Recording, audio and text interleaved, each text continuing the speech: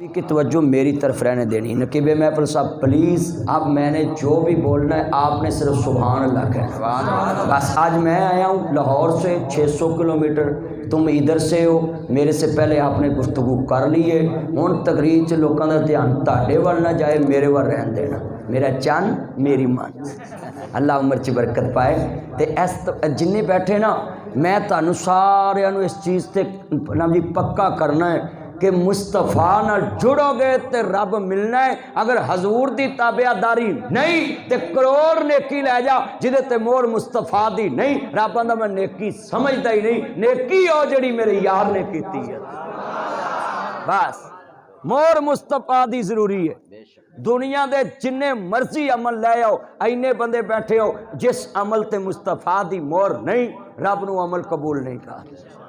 अल्लाह ने म्यार बना दिता है, इबादत करो तो मुस्तफा नू वेखो, सखावत करो तो मेरे यार नू वेखो, जहाद करो तो मेरे यार नू वेखो, रकू करो तो मेरे यार नू वेखो, वजीफा पढ़ो तो मेरे यार नू वेखो, दुनिया का कोई काम करो, अदालत चलाओ तो मेरे यार नू वेखो। अल्लाह सारिया शोबियां च तेरा नबी उच्चा है। फरमाया लक़द कान लकुम फी रसूलिल्लाहि उसवतुन हसना। मेरा नबी तानू आइडियल नजर आएगा, स्टेटस नजर आएगा। हर दौर च मेरे नबी अपनी दुनिया दे ते ऐसियां हदीसां तुहाडे कोल छड्ड गया है, पूरी क़यामत तक ज़ाब्ता अखलाक नजर आएगा।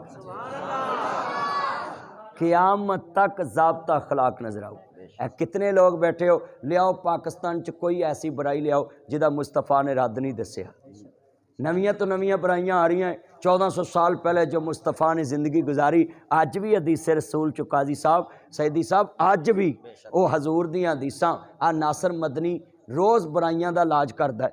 कोई जिहड़ी बुराई नवीं आउंदी है, मैं कुरान दी इस लभ की गल करना, मैं किहड़े पासों करना।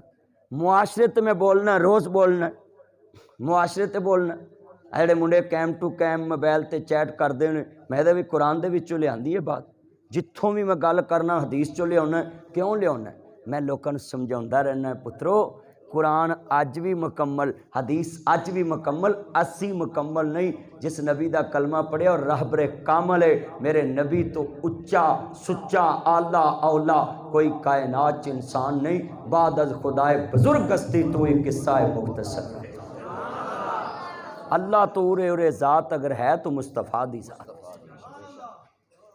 हजूर दी ताबेदारी करनी। अल्लाह ने तो कहता है कि मैं रब एक हाँ। कारी साहब अल्लाह डायरैक्ट भी 113 च आके कह सकता सी कि मैं तुहाडा रब हाँ। आ लोग हुण जू मन मुन लेंदे ने जी, मेरा काम नहीं चलता, मेरी दुकान नहीं चलती, वो आंदा 10,000 मैनू फड़ा, तवीज़ लै जा, तेरा चले ना चले मेरा चल गया। जाए लोग यकीन कर लेंदे ने कि नहीं? है मुंडे कर लेंदे ने, करते ने ना। मैं तुहानू सवाल करन लगा भी रब नहीं सी डायरैक्ट आके कह सकता कि मैं तुहानू करिश्मा वहाउना मैनू रब मन्नो, मैं तुहानू अपना कोई ताकत वहाउना मैनू रब मन्नो। नहीं, अल्लाह ने कहा मैं भी डायरैक्ट नहीं लोगों को कहा मैं तुहाडा रब हाँ, मैं भी अपने यार की जबान च कहवाया कि मैं तुहाडा रब हाँ। हजूर की जबान जिहड़ी है मुनज़्ज़ल मिन अल्लाह है। कुरान कहता वाइज़ा कील आलम तालू इला मा अंज़लल्लाह व इलर रसूल। कुरान कहता है लोगों कुरान की तरफ आ जाओ, हदीस रसूल की तरफ आ जाओ। कुरान भी मुनज़्ज़ल मिन अल्लाह है, मेरे नबी की बात भी मुनज़्ज़ल मिन अल्लाह है। सोना अपनी मर्जी ना ते बोलता ही नहीं। अल्लाह जानदा कोई मिसल ना डोलन दी, कोई मिसल ना डोलन दे, कोई मिसल ना। आज मिंबरा सारे दे के जाने, मेरा चाने मिंबर अल्लाह उम्र च बरकत फरमाए। प्यार है मैनू, मेरा पुराना यार है, अल्लाह दी उम्र च बरकत फरमाए, अल्लाह इनू MPA बना दवे। कहो आमीन सारे, कहो यार। अच्छा भी ताड़ी आमीन नाल मेरा यार MPA बन जाए तो तुहानू की सौदा महंगा? कहो आमीन सारे। ला नहीं उच्ची आमीन ना कहा तो मैं फिर तकरीर नहीं करनी, मेरे यार नू अल्लाह MPA बनाए। कहो आमीन। ला हुण बन जाना इंशाअल्लाह। तू जे इलैक्शन लड़े तो तेरे जलसे मैं फ्री करांगा, ते काम सीधा हो जाना। मिल के पढ़ना प्यार ना। की नाम सी मेरे चन दा? भाई अशरफ ढिल्लू। ढिल्लू जाटे अल्लाह उम्र च बरकत पाए। जिन्ने बैठे ने सारे पढ़ना है। कोई मिसल ना डोलन दी, कोई मिसल ना डोलन दे, चुप करी मेरे अली उथे जा नहीं बोलन दी, उथे जा नहीं बोलन दी, उथे जा नहीं बोलन दी, उथे जा नहीं बोलन दी। कोई मिसल ना जानी दी, कोई मिसल ना जानी दी। सारे पढ़ना है कोई मिसल ना। हजूर ना प्यार करो बच्चे सारे दी मिल के यार मस्जिद दियां दीवारां गूंजन। कोई मिसल ना जानी दी, कोई मिसल ना जानी दी, कोई मिसल ना जानी दी, कोई मिसल ना जानी दी, कोई मिसल ना जानी दी। चुप कर मेरे अली कोई मिसल ना जानी दी। रब कदी कसम चुके ओदी चढ़दी जवानी दी। 1 लाख रुपया नाम देना इस चक च। कोई उठ के कवे मैं अपने पुत्र की कसम खाना है, कोई कवे मैं अपने भरा की जवानी की कसम खाना है। बोलो इना मजमा 1 लाख रुपया नाम देना। कोई कवे मैं अपने मौलवी की कसम देना, कोई आखे मैं अपने नमाजी की कसम देना है। अल्लाह ने पैदा ही नहीं होने दिता, इको ही है। रब आंदा सोने जवानी ला अमरुका, मैनू तेरी सारी उम्र की कसम है। अल्लाह ने अपने हबीब नू रहबरे कामिल बनाया है। मेरे नबी दी मिसल अल्लाह पाक ने कायनात च बनाया ही। बेमिसल ते बेमिसाल नबी। मेरे वाले अर्ज करना चाह रहा अहमद मुजतबा मानने वालों, हजरत इमाम आलिम मुकाम देना ना जानदा कलमा पढ़ने वालों, मेरे मदनी करीम आका मानने वालों, माजाद दे काजल वाले नबी दा कलमा पढ़ने वालों, बदुहा दे चेहरे वाले, बल्लैल दियां जुल्फां वाले, माजाद दे काजल वाले, आलम नशा दे सीने वाले, हलीमा दे राज वाले, अहमद मुजतबा मुहम्मद मुस्तफा मानने वालों। इकरा प्यार ना पढ़ोगे ते मैं गल अगे चलानी है। शेर मेरा ज़ौक़ कुरान मेरी दलील है। इत्थे मैं जुमला कहन लगा लफज सुनिया जे। एक हुंदी है ठंड लगनी, एक हुंदी है ठंड पैनी, एक हुंदी है अग लगनी, एक नूं अग लगदी नहीं। मैं दलील देन लगा है। कोयले दा काम साड़ना है, अग दा काम सेक देना है। होवे बिलाल कोलियां ते बोलदा है, जहर दा काम है बंदा मारना, पर होवे सदीक ते जहर दा डंग सह के भी बोलदा है। जुमला एक हुंदी है ठंड लगनी, एक हुंदी है ठंड पैनी। जे ते तुसी नाल मिल के पढ़िया भई जरा खिड़की खोल दो ना, हवस मुक जाएगा, ए खिड़की खोल दो। एक हुंदी है ठंड लगनी, एक हुंदी ठंड पैनी। जे ते तुसी हजूर दी नात नाल पढ़ोगे मैं समझांगा ठंड पैंदी पई, ते जे चुप रहे तो समझांगा ठंड लगदी पई। ते एक गल लिख लिया जे नासर मदनी लाहौर जाके कह देना है, जिथे शमा दा जिक्र होवे परवाने बोलते ने, भावें मीह होवे, भावें नेरी होवे, भावें अग होवे, भावें सप दा जहर होवे। जे 113 च हजूर दे परवाने होए, शमा रसालत दे दीवाने होए, मैं नात पढ़ांगा परवानियां दे सामने।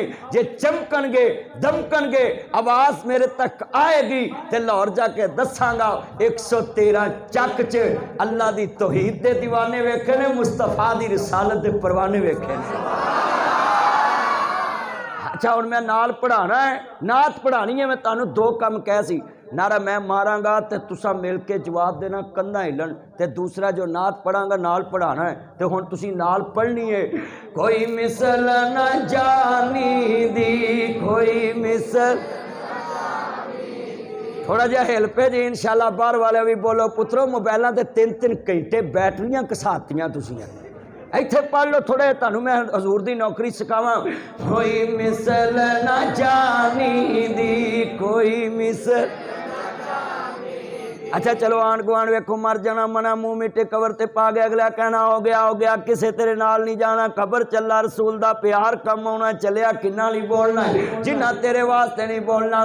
मेरे नबी वास्ते बोलिया करे, मेरा नबी तेरे वास्ते उदों बोलेगा जदों क़यामत नूं तेरे वास्ते कोई नहीं बोलेगा। पढ़ो कोई मिसल ना जानी दी, कोई मिसल। दी कोई मिसल न जानी दी रब खुद कसम चुके ओदी चढ़दी ए लफ्ज ताड़े को कवाना सारे पता लगे हजूर दी मिसल कायनात च कोई नहीं कोई मिसल न जानी दी कोई मिल के पढ़ो फ्रंट वाले हो सब दी आवाज आए कोई मिसल न दी रब खुद कसम चुके जिदी चढ़